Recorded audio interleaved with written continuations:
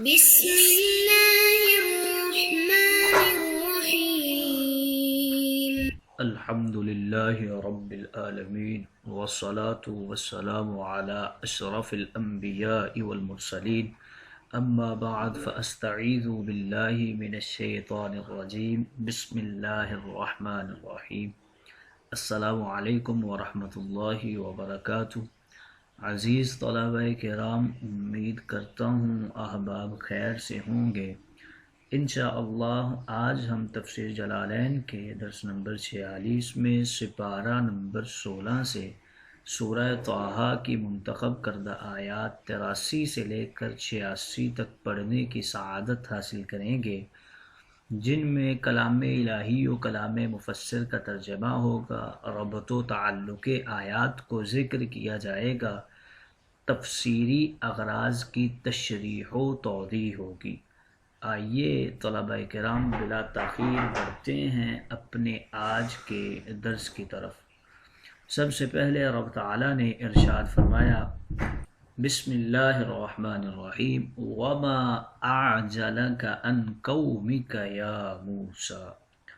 آئیے طلبہ کرام ربط و تعلق آیات کو جانتے ہیں. تو ان آیات کا ماقبل آیات کے ساتھ مفسرین کرام پہلا تعلق کچھ یوں بیان کرتے ہیں کہ پچھلی آیات میں بنی اسرائیل پر انعامات اور دشمن سے نجات کا ذکر ہوا تاکہ وہ شکر گزاری کریں.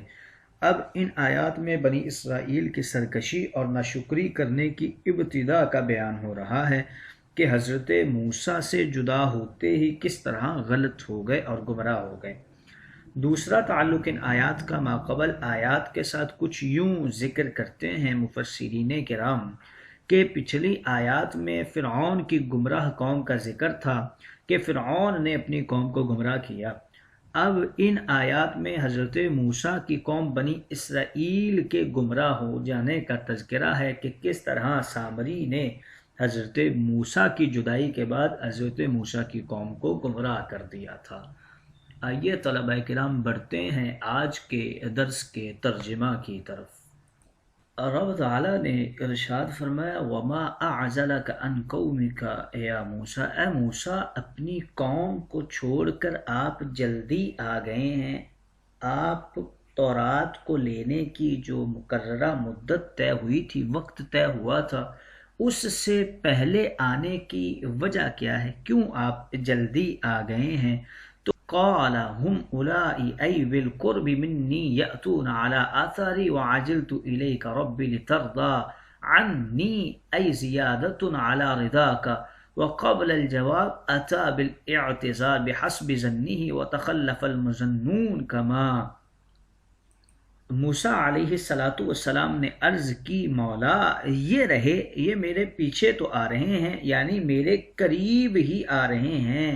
وَعَجِلْتُ إِلَيْكَ رَبِّ لِتَرْضَىٰ، اور میں تو جلدی اس لیے آیا ہوں اے میرے پروردگار کہ آپ مجھ سے زیادہ خوش ہوں گے. اے زیادت علی رضا کا، یعنی تیری رضا و خوشنودی زیادہ ہو جائے گی. اور حضرت موسیٰ نے جواب سے پہلے ہی اپنا اعتذار اپنے گمان کے مطابق بیان کر دیا.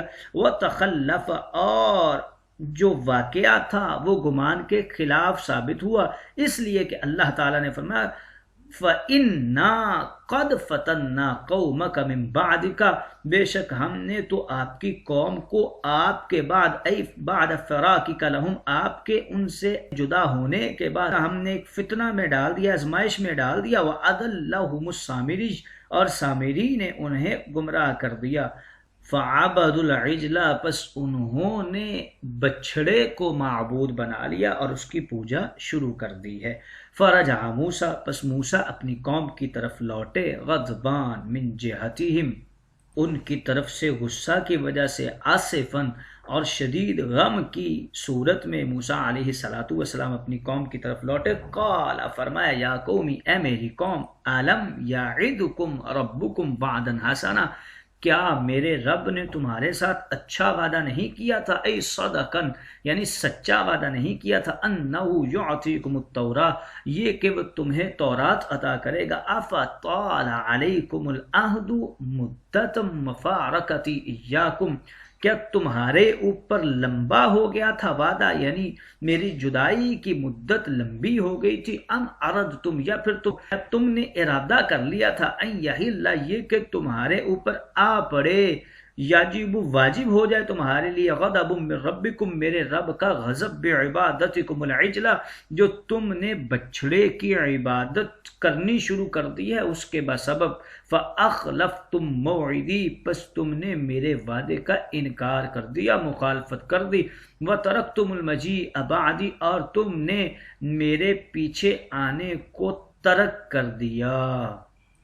آئیے طلبہ کرام، ترجمہ کے بعد بڑھتے ہیں آج کے درس کی تشریح و توضیح کی طرف۔ پس منظر جانیے اس سارے واقعے کا کہ اس کا اصل پس منظر کیا تھا۔ تو فرماتے ہیں مفسرین کرام کہ جب بنی اسرائیل دریا میں اور فرعون سے نجات پانے کے بعد آگے بڑھے تو ان کا ایک بت پرستوں کی بستی سے گزر ہوا۔ ان کی عبادت کا طریقہ انہیں بڑا پسند آیا۔ موسیٰ علیہ السلام سے کہنے لگے کہ ہمارے لیے بھی کوئی محسوس مبصر خدا بنا دیجئے۔ حضرت موسیٰ نے ان کے احمقانہ سوال کے جواب میں فرمایا، تم بڑے جاہل ہو، یہ بت پرست تو سب ہلاک ہونے والے ہیں اور ان کا طریقہ بھی باطل ہے۔ اس وقت اللہ تعالیٰ نے حضرت موسیٰ سے یہ وعدہ فرمایا کہ اپنی قوم کے ساتھ کوہ طور پر آ جائیے تو ہم آپ کو اپنی کتاب تورات عطا کریں گے جو آپ کے اور آپ کی قوم کے لیے دستور العمل ہوگی، مگر عطائے تورات سے پہلے آپ مسلسل 30 دن کے روزے رکھیں گے، اور پھر اس مقدار میں 10 دن کا اضافہ فرما دیا گیا، یعنی آپ 40 دن کے اب روزے رکھیں گے۔ اس کے بعد موسیٰ کوہ طور کی طرف روانہ ہوئے اور شوق کی زیادتی اتنی تھی کہ اپنی قوم کو یہ تاکیدی وصیت کر دی کہ تم میرے پیچھے پیچھے چلے آنا، میں آگے جا کر عبادت اور روزوں میں مشغول ہوتا ہوں، جس کی مقدار مجھے 30 روزے بتائی گئی ہے، اور میری غیبت میں یعنی میرے جانے کے بعد ہارون میرے نائب اور خلیفہ ہوں گے۔ حضرت ہارون اور بنی اسرائیل اپنی رفتار سے چلتے رہے۔ حضرت موسیٰ جلدی کر کے آگے چلے گئے اور خیال یہ تھا کہ قوم کے لوگ بھی کوہ طور کے قریب ہی پہنچ گئے ہوں گے، مگر وہاں سامری کا فتنہ ان کے سامنے آ گیا، جس کی وجہ سے پیچھے پیچھے آنے کا معاملہ رک گیا۔ اس وقت اللہ تعالیٰ نے موسیٰ سے فرمایا، وَمَا أَعْجَلَكَ عَنْ قَوْمِكَ يَا موسیٰ۔ یہاں پر جو استفہام ہے وہ اس بات پر تنبیہ کرنا مقصود تھا کہ آپ کے منصب رسالت کا تقاضا یہ تھا کہ آپ قوم کے ساتھ ساتھ رہتے، ان پر نظر رکھتے۔ آپ کی عجلت کرنے کی وجہ سے قوم کو سامری نے گمراہ کر دیا۔ تو اب حضرت موسیٰ علیہ السلام نے عرض کی، مولا میں تو صرف اور صرف اسی لیے آیا ہوں تیرے پاس جلدی کر کے تاکہ تو میرے سے زیادہ راضی ہو جائے۔ اور ابھی حضرت موسیٰ کو پتہ نہیں تھا کہ معاملہ کیا بنا ہے، اور انہوں نے جواب سے پہلے ہی اپنا اعتذار پیش کر دیا اپنے گمان کے مطابق، اور واقعہ ان کے گمان کے خلاف۔ وقال، رب تعالیٰ نے فرمایا، فَإِنَّا قَدْ فَتَنَّا قَوْمَكَ مِن بَعْدِكَ عِبَادَ فِرَاتِكَ لَهُمْ وَأَضَلَّهُمُ السَّامِرِي فَعَبَدُوا الْعِجْلَ۔ ہم نے آپ کی قوم کو آزمائش میں ڈال دیا آپ کے بعد، یعنی آپ جب ان سے جدا ہوئے تو انہیں سامری نے گمراہ کر دیا، اور آپ کی قوم جو ہے وہ تو بچڑے کی عبادت کرنے لگ پڑی ہے۔ گویا اللہ تعالیٰ نے فرمایا کہ جو آپ کی قوم پر آزمائش ڈالی تھی، آپ کی قوم تو اس میں بری طرح ناکام ہو چکی ہے، اور یہ جو من بعدک سے اشارہ اس طرف فرمایا ہے کہ اگر موسیٰ آپ اپنی قوم کے ساتھ موجود ہوتے تو یہ جو تقدیر کا فیصلہ تھا، یعنی انہیں فتنے میں ڈالنا، یہ ٹل بھی سکتا تھا۔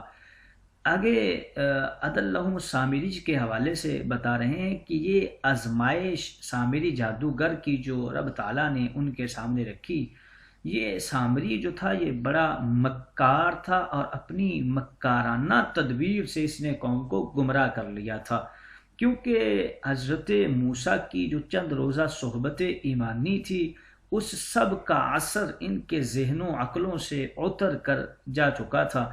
اس لیے کہ ابھی ان کے ذہن فرعونیوں کی مشرکانہ صحبتوں سے نئے نئے آزاد ہوئے تھے، اپنے آبائی دین ابراہیمی کا پورا علم نہیں تھا، اس لیے انہیں قدر بھی نہیں تھی۔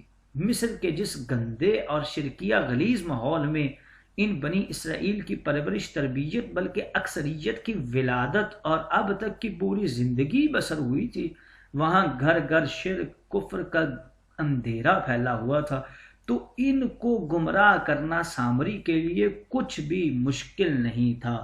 سامری کے حوالے سے مختلف اقوال ہیں کہ یہ کون تھا اور کہاں سے آیا تھا، تو مفسرین کرام اس کے بارے میں کچھ گفتگو فرماتے ہیں۔ اس کے بارے میں پہلا قول یہ ہے کہ یہ اسرائیلی قبیلہ سامرہ سے عظمائے قبیلہ میں سے تھا، یعنی قبیلہ کے بڑے لوگوں میں شمار ہوتا تھا۔ دوسرا قول یہ ہے کہ موسیٰ علیہ السلام کی سگی خالہ یا پھپھی کا بیٹا تھا۔ تیسرا قول یہ ہے کہ آپ کے چچا کا بیٹا تھا، اور چوتھا قول یہ ہے کہ یہ کرمانی زرگر کا بیٹا تھا، کرمان سے آ کر بنی اسرائیل میں شامل ہو گیا تھا مگر منافق ہی رہا۔ پانچواں قول یہ ہے کہ یہ علاقہ موصل کے باجرما قبیلے سے تھا اور اس کا اصل نام موسیٰ بن ظفر تھا۔ سامری اس کا قومی لقب تھا، اس لیے قرآن مجید میں اس لقب سے اس کا تذکرہ بھی آیا ہے۔ فرجع موسیٰ الی قومہ، یہاں سے بیان کر رہے ہیں کہ حضرت موسیٰ نے جب یہ غمناک اور افسوسناک خبر سنی تو آپ سنتے ہی چل نہیں پڑے تھے، بلکہ اس کے بعد آپ نے مزید 10 روزے رکھے اور اعتکاف کا حکم پورا کیا۔ اس کے بعد حاضری لن ترانی کا پورا واقعہ ہوا، پھر آپ کو 12 تختیاں تورات کی ملی اور ان کو لے کر آپ اپنی قوم کی طرف لوٹ آئے، اور آپ نے آ کر اپنی قوم سے فرمایا یا قومی، اے میری قوم، الم یعدکم، کیا میرے رب نے تمہارے ساتھ اچھا وعدہ نہیں فرمایا تھا، یعنی سچا وعدہ نہیں کیا کہ وہ تمہیں تورات عطا کرے گا۔ اب موسیٰ تورات کی 12 تختیاں لے کر آئے تھے، اور ادھر حال یہ تھا کہ قوم مکمل طور پہ بچڑوں کی عبادت کرنے میں مشغول و مصروف تھی اور گمراہ ہو چکی تھی۔ حضرت موسیٰ کو جو تورات کی تختیاں ملی تھی یہ 2 طرفہ لکھی ہوئی تھیں، سلور سے بنی ہوئی تختیاں تھیں، اور ان میں 1000 صورتیں تھیں اور ہر صورت میں 1000 آیات تھیں۔ ان میں پہلی 8 میں شریعت کے احکامات تھے، یعنی عبادت کی تعداد اور طریقے وغیرہ تھے، اور دوسری جو 4 تھیں ان میں طریقت کے مسائل تھے، یعنی وظائف، چلہ، مراقبہ، قرب الہی، مکاشفات، اس طرح کی چیزیں موجود تھیں۔ حضرت موسیٰ علیہ السلام نے ان تختیوں کو اپنے کندھوں کے اوپر رکھا اور غصے کے ساتھ اپنی قوم کی طرف چل پڑے، اور جیسے ہی قوم کے پاس پہنچے تو آپ نے ان تختیوں کو مجذوبانہ حالت میں زور سے زمین پر ڈال دیا۔